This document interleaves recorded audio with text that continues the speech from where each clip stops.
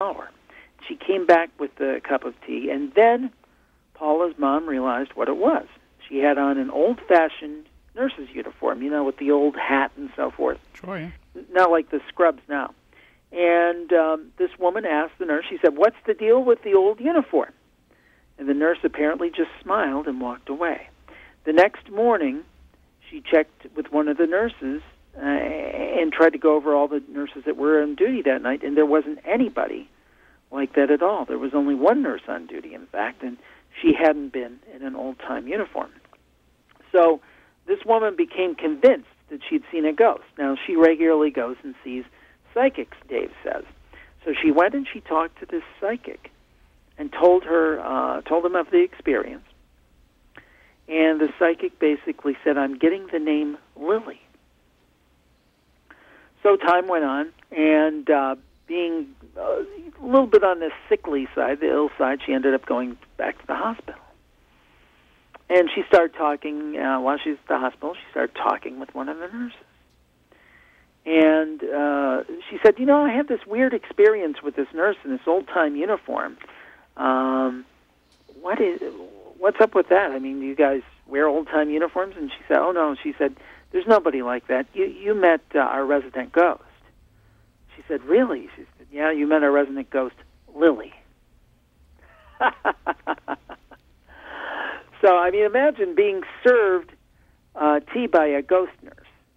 That is, that's what makes it really disconcerting sometimes, some of these stories, to see how much of a connection people have made with the spirit. I mean, we chase around looking for them just to catch a glimpse of them as they, shimmer in and out of our reality.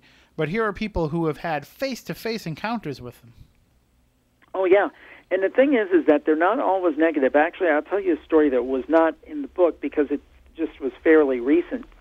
But one of my favorite stories, and this is a case where it was a positive experience. This woman recalled when she was a real small girl, she got separated from her stepmom. And I believe it was in a park or something. And she couldn't find her. She was terrified. "Where's my mom? Where's my mom?" So anyway, she's wandering all over the park. She's very small. And she comes upon this woman on this bench who calls her over, and she's an older woman. And she said, "Honey, what's wrong?" And she said, "Well, I've lost my mommy." And she said, "Well, just come here and stay a little bit." And she remembered this woman had the most intense blue eyes that she'd ever seen in her life. So after a while, the mom comes along and finds the little girl and calls her over. And the girl runs. She's so happy. She's so excited to see her mom, and she's not lost and everything. And she says, "Oh, Mommy, I've got to go over and thank the nice lady who helped me." And she said, "What lady?" "Oh, the woman was sitting there, who she told me to just be calm and everything." And she said, "Honey, there wasn't anybody sitting on that bench with you." So she thinks it may have been an angel that was there to help protect her. We do hear a lot of stories about that. We do hear... Yeah. And I think that's something important to point out, is that just because you have an experience, it doesn't mean it has to be sinister. It doesn't mean it has to be scary. It could save your life. I mean, we have some stories in the book about premonitions, where people's lives were literally saved, and one of them happens to be mine. And although I think it was more of a realizing something, it didn't really save my life, I don't think, but I think that some of these things can be quite positive. They don't all have to be bad or spooky or a devil in the face of a lava lamp. But it does seem, though, like people want to share more of the darker stories than they do the more positive. The positive experiences are something that they can take and hold on to, and they know that's what it was. They know that maybe they had an angelic encounter or the deceased spirit of a loved one. Those are the ones that people have no problem internalizing. It's the negative ones that they have the problems with, that they want to tell you that happened to them so that you don't think that they're crazy. If my grandmother comes and talks to me, I don't care if anybody believes me that it's true, but when I encounter something evil and negative, I need somebody else to believe me. See, now, here's the thing. There are people who believe that all spirits and everything that is conjured up this way or appears, it's all of the devil. And then you've got people way on the other side who say, oh, it's all sweetness and light, and everything's here to help us. And if you think it's evil, you're just misinterpreting it. I tend to fall in the middle. I think that the spirit world is probably like our world. And I tend to think there are probably some very kind, good characters, loved ones. And then I think there are probably characters out there that don't wish us that well. It's interesting. I've interviewed Marianne Winkowski for my program. She's the woman that the Ghost Whisperer is based on. And actually, I'm from Ohio, and she's from the same area of Ohio as I am. I've had her on the program. And she said that when people cross over, they don't instantaneously change. If they're nice, caring people here, they're nice, caring people over there. If they're a jerk over here, they're a jerk over there. If they have a sense of humor over here, they have a sense of humor over there. I don't know. That kind of makes sense to me. Mm-hmm. But then, we also would expect that when you do pass and you realize that there is something more, even if you're stuck in between, and you're trying to get to that something more, you would think that it might smarten you up a little bit too. Yeah, but people are set in their ways. I mean, you talked about those stories. You talked about if you had a chance to talk to your grandma. And actually, I have one called Goodnight Grandpa that I can share with you, which I thought was Sure, absolutely. This one is from Thomas in Illinois. He said, when I was a kid, my grandmother watched us a lot. The night of his grandfather's funeral, he decided to spend the night at my grandmother's house the way I usually did. This is Thomas speaking. When my grandfather was alive, there was almost a ritual that he would perform. In the middle of the night, he'd walk down the hall and go into the kitchen. I'd be sleeping on the couch, and from my vantage point there, I could see into the kitchen. He'd go in for a piece of fruit or something into the refrigerator like that, and I would hear him walk back up the hall. I'd awaken slightly and hear him crunch into an apple or something as he was walking back up the hall going to bed. As I mentioned, the night of his funeral, I decided to spend the night there because I just wanted to feel closer to him. For some reason, in the middle of the night, I woke up because I heard somebody walking down the hall, and I wasn't sure if it was my grandmother getting up for something. I know I was awake because I pretty much sat up on the couch and waited for her to come down the hall, but she never did. All of a sudden, there was a light on in the kitchen as if someone had opened the fridge, and I was thinking, okay. I was sitting there waiting, and the light went off, and I didn't see anyone come out of the kitchen. It was light enough in the house that you could see someone walking in and out of the kitchen. After the light shut off, I heard someone walking down the hall. I heard a crunch, like an apple being bitten into. So I just kind of rolled over, said, "Good night, Grandpa," and went back to sleep. I have absolutely no doubt in my mind there is so much more after this life. In the years since, I've had a chance to process it. And the experience really has helped me deal with any kind of loss in my life because I know that they're still here. You know what I mean? I'm sad that they're gone, but I can say goodbye to them and feel as though I'm going to see them again. That's Thomas from Illinois. Well, I had, when my grandfather passed, he appeared before me not that long after. So, and I wasn't the only one either. It happened to other people in my family too. So, I mean, it definitely is that familial connection after our loved ones have passed on. Taking a step back, though, to what we were saying before about people retaining the personality that they had in life when they cross over into spirit, I'm almost wondering if whatever the unknown physics properties are that allow them to take that form, if it also forces them to retain that same personality as well. Maybe what's holding them together in that likeness of who they were when they were alive is also holding together that intelligence and that personality that they had as well. That's an interesting thought.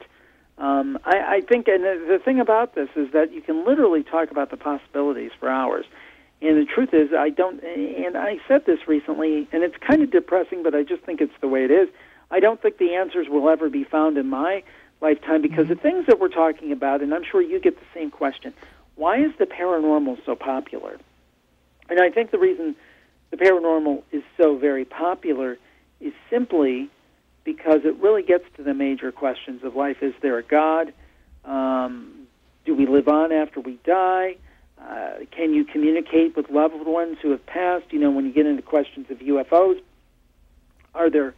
is there life on other planets? I mean, I think the reason all of these things are so incredibly popular is because it's really just another way of asking and trying to find answers to those basic questions we all want to know the answers to, even the skeptics. You know, late at night, when the lights are out and there's no one to impress, I bet you the skeptics say, well, could there be life after death? Could there be ghosts? Well, could there be a higher power? I think they ask those questions, too. Well, to me, it's not just the fact that the skeptics are sitting there pondering those questions as they drift off into sleep. It's the fact that when they hear a bump in the night and they wake up, they're too afraid to get out of bed because it might be a ghost. That could be very true. I can just picture sometimes, you know, and I don't know why, but when I picture it, you know, Michael Shermer and James Randi are actually in the same bed, but they're laying there with the covers pulled up over their heads, and neither one of them wants to actually get out and go see what that noise was. Yeah. No, I mean, I think we all have these questions, even if we're very skeptical about things. We still kind of have that little bit of us that says, oh, well, that may actually be true. I do believe that is the case. A skeptic is just a believer waiting to happen. Ah, I like it. You're welcome.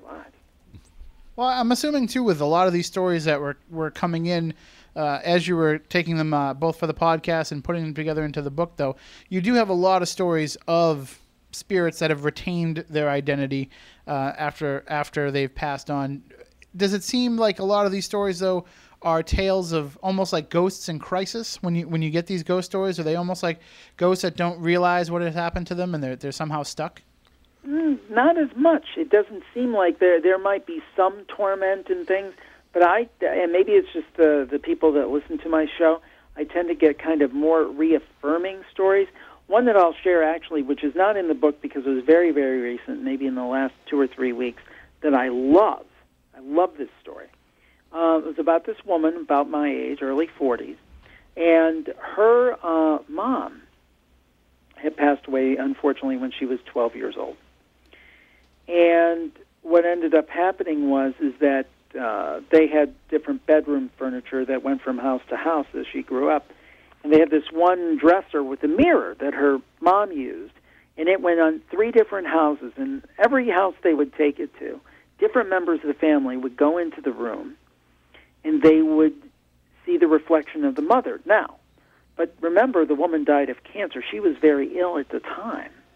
But when they would see her reflection, she would be in the full flower of health, you know, looking at her very best and looking happy. And then, but that's not even the best part. The woman ended up having a son. And one night or one day, the son was upstairs in the bedroom where this furniture was, I guess, and was talking to someone. Her mom thought, that's odd. There's nobody up there, so she went to check on him. And the boy was there by himself, and this is in the South. And she said, well, who are you talking to, son? And he said, well, I'm just talking to my other sissy.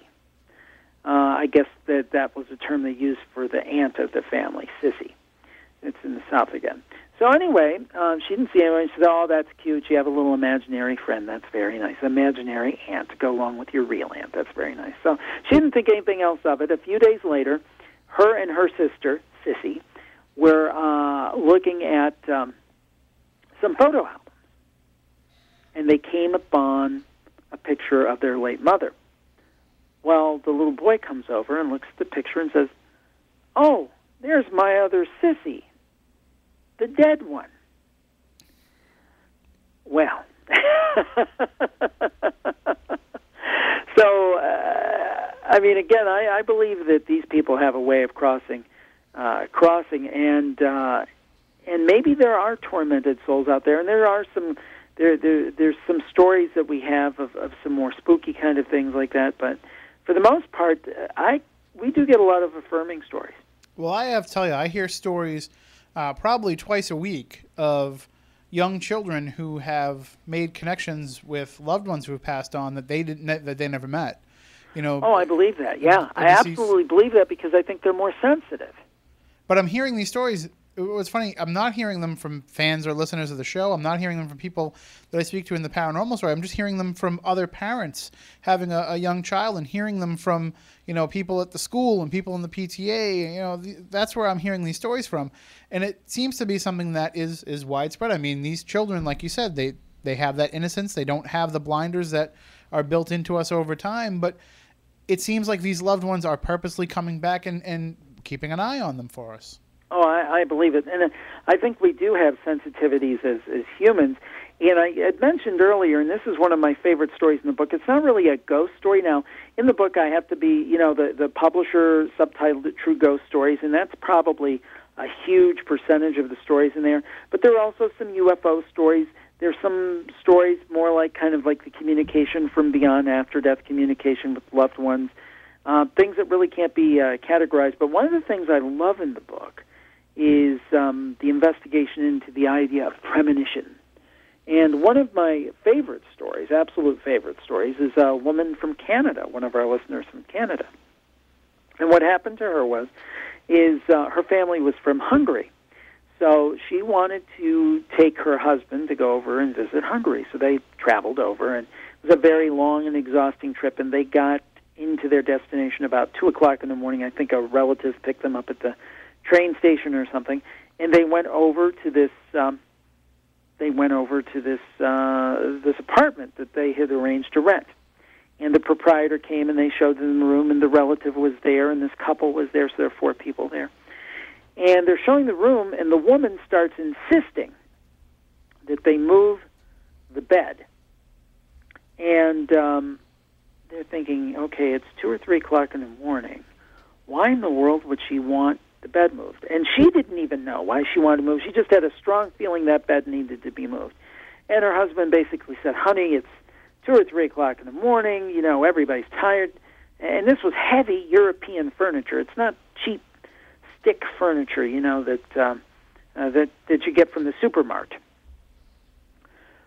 Well, she kept arguing, and finally they moved it. So the couple went to sleep, turned out the lights. Hour or two later, a huge crash.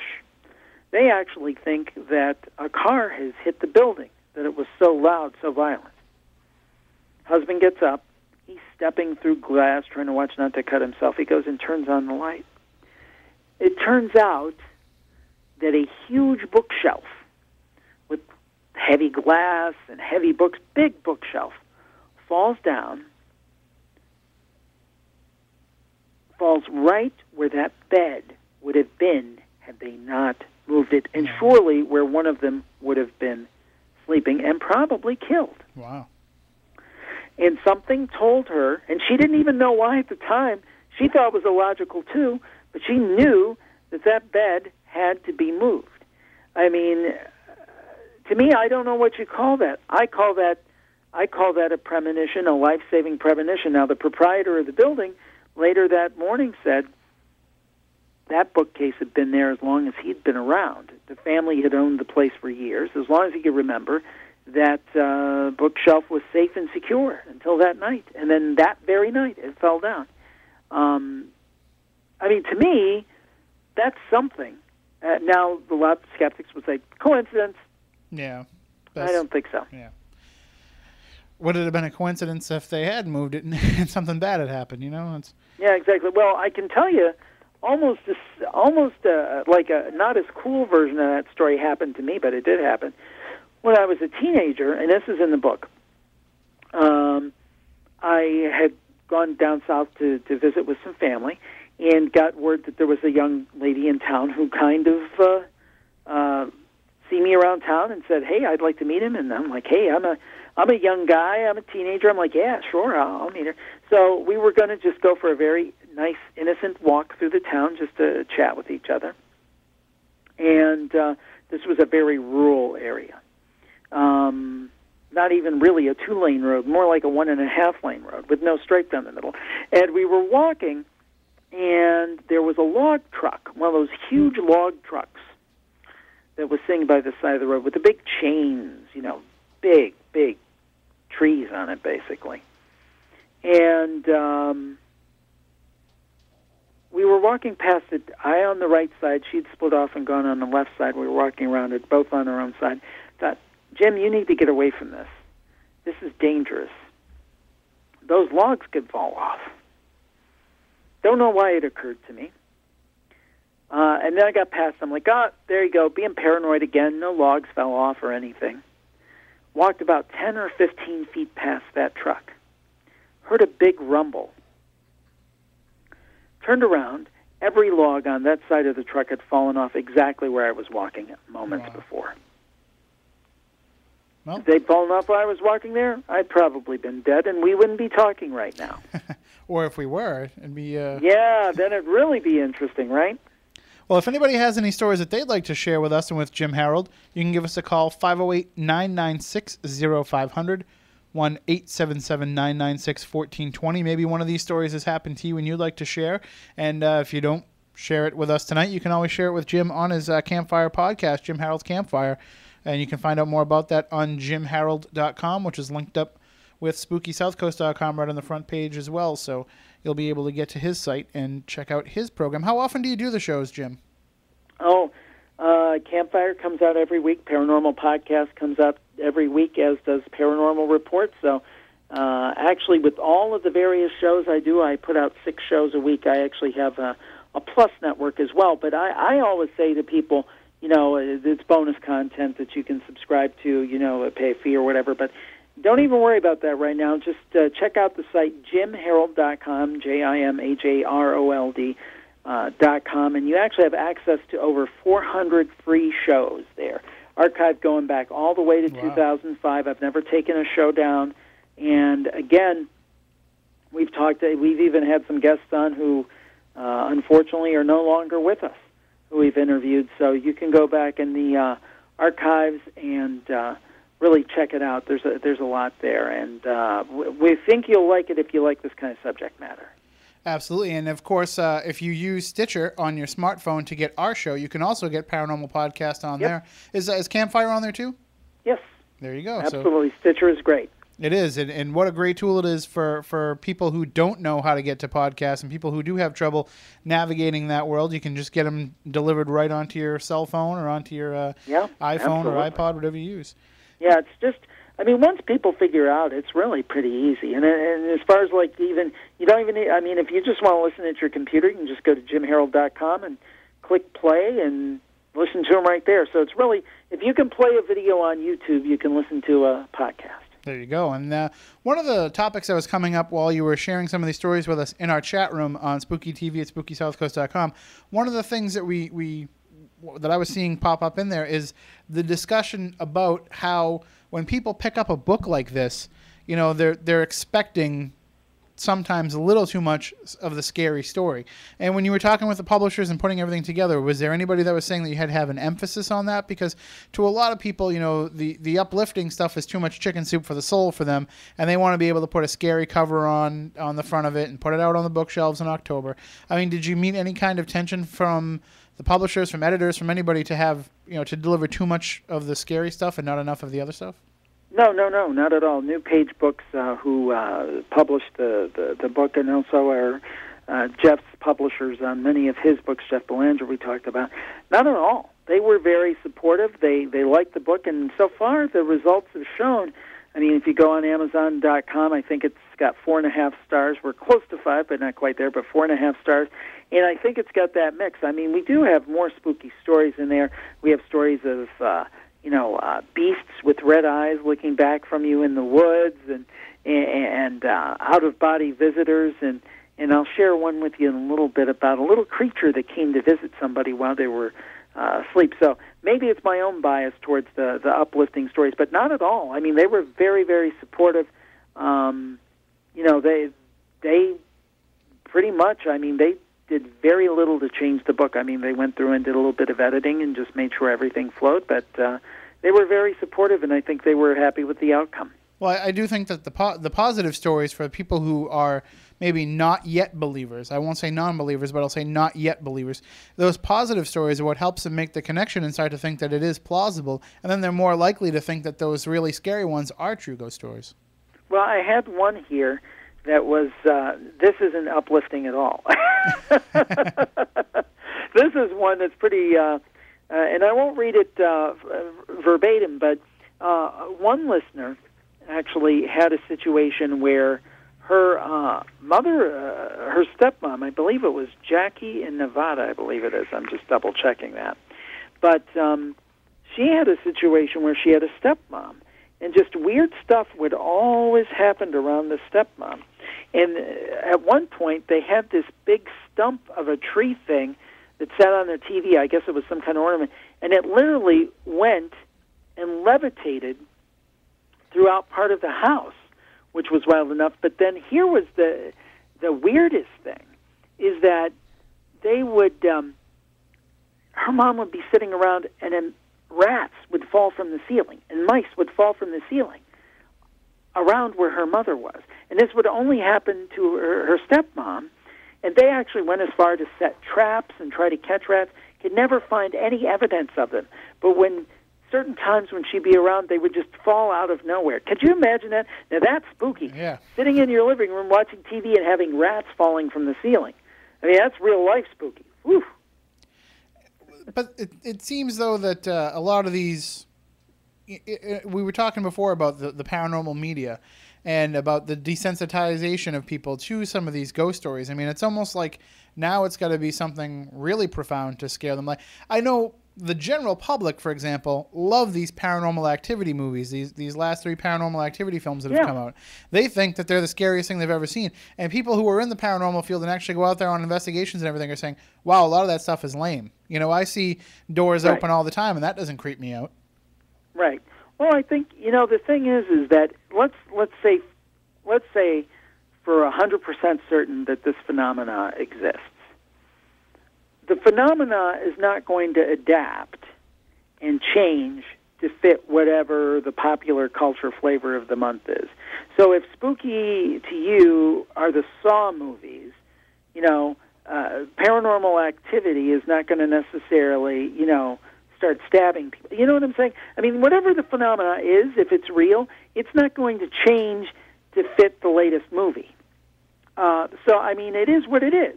I mean, to me, I don't know. If you have communication from dead loved ones, if you see things move around in your house for no reason, if you have rats dropping from the ceiling, if you have a creature visit you while you're going to bed and running around your apartment, you know, if those things happen to me, those are pretty scary. Now, some people may say, that's not scary. Well, it's not scary, but I bet if it happened to you, it would be scary. Or it'd be scary, or at least it would catch your attention. So, I mean, the phenomena is what it is, and what I try to do, kind of to my point, is that I report people's experiences. If somebody has a really wild experience, I will certainly report it.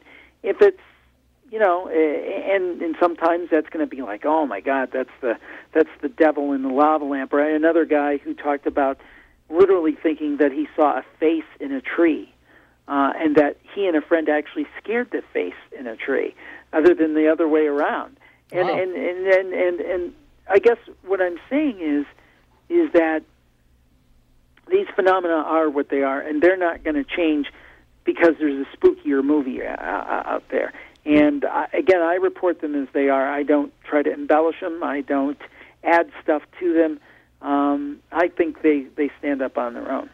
Of course, I did see Paranormal Activity 3 this past week, and I do have to say, out of the 3 movies, it was the best one of the 3. But, I mean, then again, I mean, how good are they? And then, well, here's the thing. I don't think you have to be either or. I think you can enjoy a spooky movie, just like, let me put it to you this way. Somebody could enjoy reading books about true crime,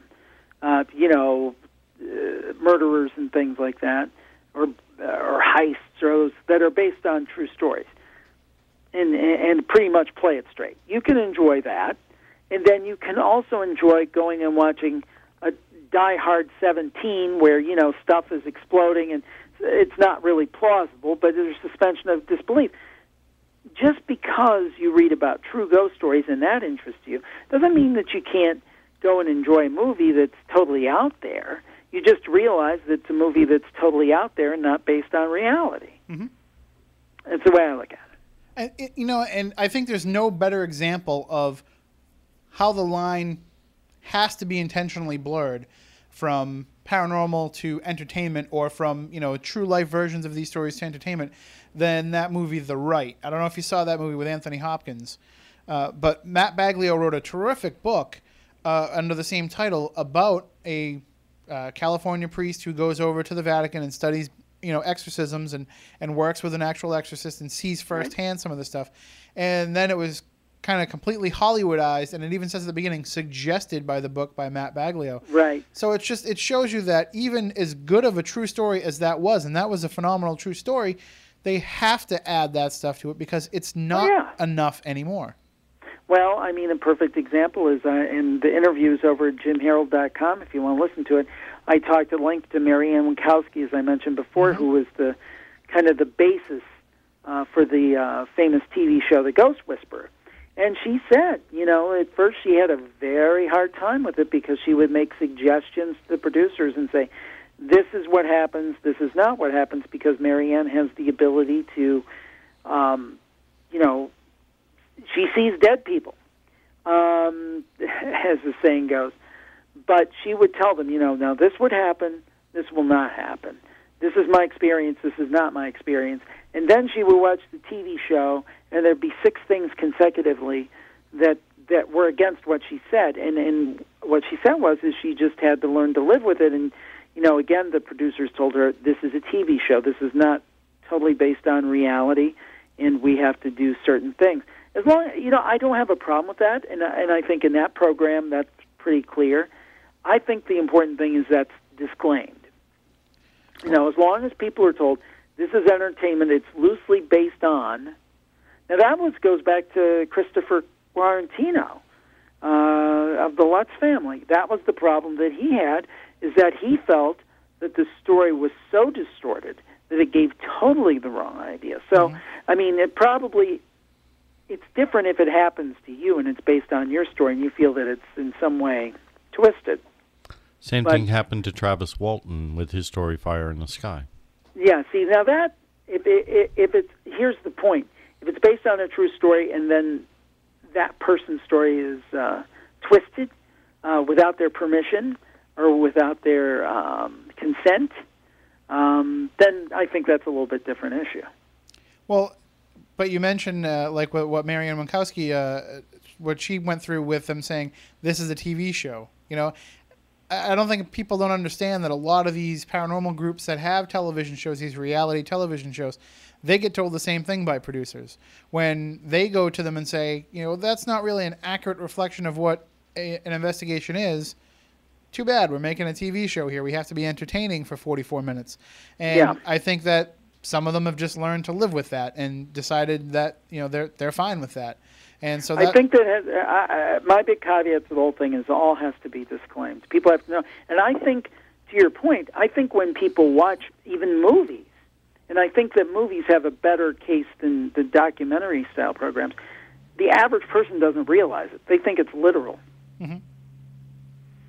So I think big old disclaimers just saying this is loosely based on and so forth, because I would hate to have an experience and then have it totally twisted. That would be very distressing to me. Well, usually what happens is when you talk about electronic voice phenomena with people that aren't familiar, they say, oh, like that movie White Noise, which, nobody saw, by the way, when it came out. Like, nobody ever saw that movie, but all of a sudden everybody knows about it. And and they come out and they say, oh, yeah, like in White Noise, where, you can look at the TV and the ghost comes through. Well, it's not that easy. And it's not that common. It's not like when somebody dies, you can just turn on a TV and talk to them. Only Carol Ann can do that. I think the spirit world in general, although we have these stories like the angel story that I told or some of the other stories, but I think in general it's a little more subtle. I think people almost expect Casper the ghost to walk up and tap you on the shoulder. And I just think it's more subtle than that. Mm-hmm. There may be rare cases where it's not, but I think it just tends to be something that has a little more nuance to it. We have about 7 minutes left in the show here, Jim. And again, want to remind everybody the book is called Jim Harold's Campfire, True Ghost Stories. It's available from jimharold.com and, of course, amazon.com, wherever you get books, and right on Spooky South Coast in our store at spookysouthcoast.com as well. But I do want to ask you, it doesn't have to be something from the book. It doesn't even have to be something from the show. What's the scariest story that you've ever heard? What has really creeped you out to the point where sometimes it's what you think about when you start going to sleep at night? There was one story, and I hate to say I can't remember all of the details. It's on one of our stories, probably a few months back. That basically, I think that it was a person had seen, and I'm remembering this very vaguely, so I apologize. Sure. Had seen a face in a window, and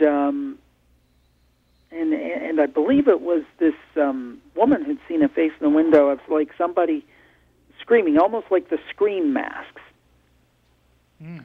And then years later, she ended up getting murdered. And when they found her, her face actually was in that contortion. Ooh. Now, I believe that's the story. I don't have it because literally I listened to it 2 or 3 times and I couldn't listen to it anymore. Yeah, that's a shame. But I think that was basically the story is that she had always talked about this ghost story where she saw something, I think, looking in a window, and it looked like almost like a weird expression.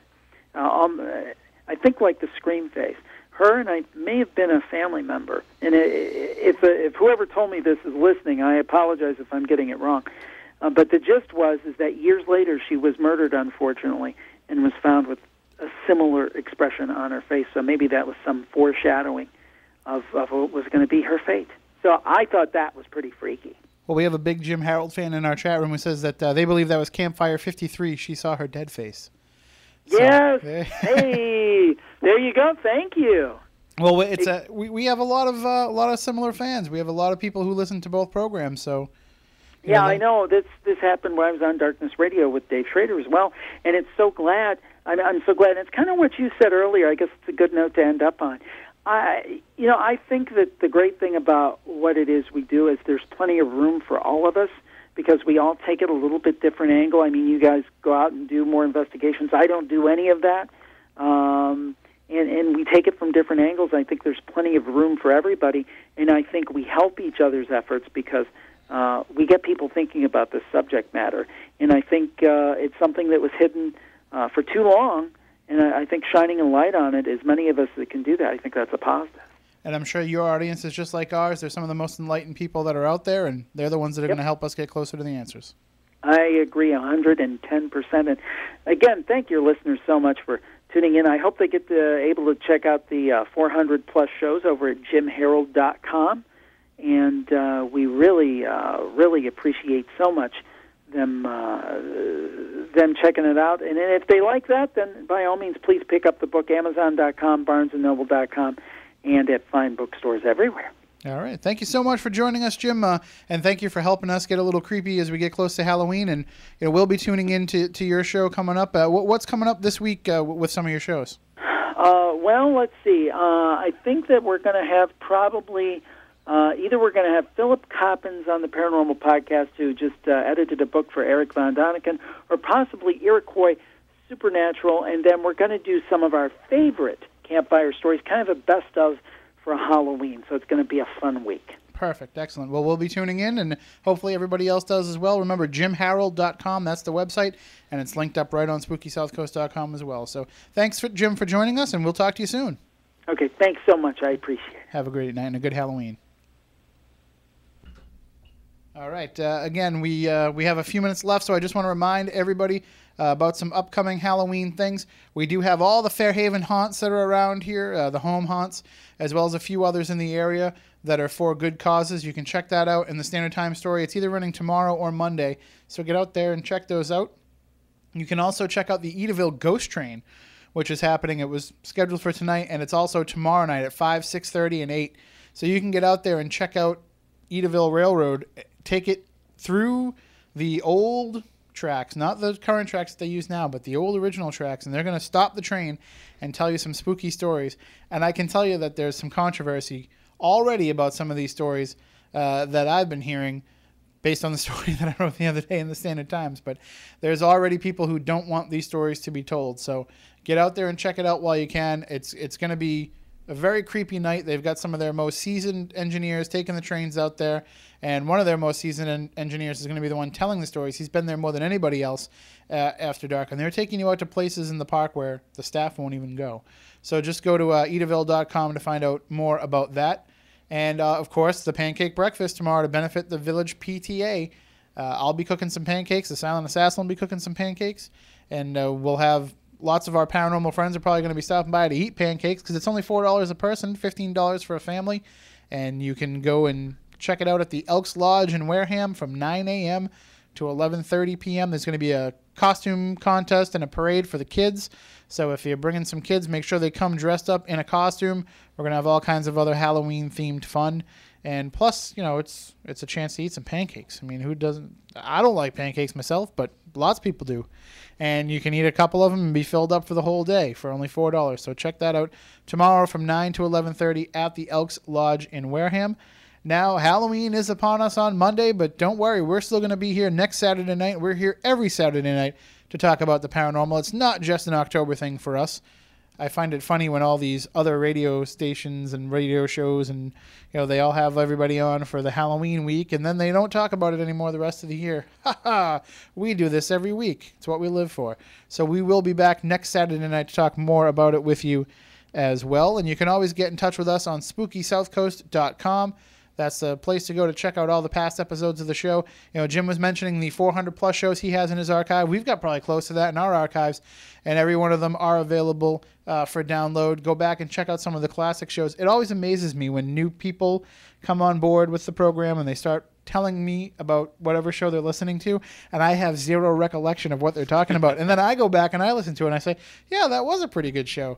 And I'm amazed at kind of the leaps and bounds that we've made over this time, but we have had some very interesting guests over that time, but of course it's all because of people like you. So Halloween night, if you got nothing to do, you can check out some of our past archives. You can also go to warehamradio.com, which is another venture that I have going on, where there's actually going to be some classic old-time radio shows with a Halloween theme, including an original Cape Cod Mystery Theater production that you don't want to miss. So that's going to be Halloween night on warehamradio.com. And if you want to host your own show on warehamradio.com, just let me know. It's easy. You just need a microphone on your computer, and that's pretty much it. And something to say, of course. So we'll be back next week again to talk about the paranormal. Until then, for Matt Moniz, for Matt Costa, for Chris Balzano, I'm Tim Weisberg, and we want you all to stay spooktacular and to have a happy and safe Halloween. First with local news, talk, and sports. This is WBSM New Bedford, AM 1420. WBSM, a Cumulus station. From ABC News, I'm Chuck Severson. If you were within hearing distance of the Colorado State Capitol hours ago, you'd suspect there was trouble. About 2,000 demonstrators tried to march up the steps of the state capitol, and police went into action. Ben Stapleton, trying to take pictures of the scene, also could tell there was serious trouble. I was taking pictures of the arrest at that time, got a face full of pepper spray, turned around and got a plastic bullet in the back of the head. Police